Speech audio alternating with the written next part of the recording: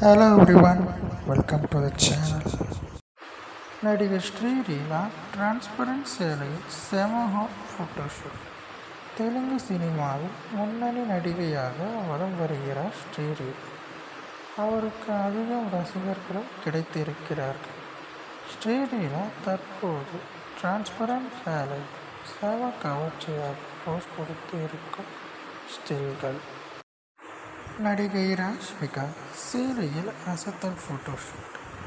நடிகை ராஷ்மிகா மந்தனா சேலையில் அழகிய போஸ் கொடுத்து இருக்கும் ஸ்டில்கள் இதோ எப்படி இருக்கு என நீங்களே பாருங்கள்.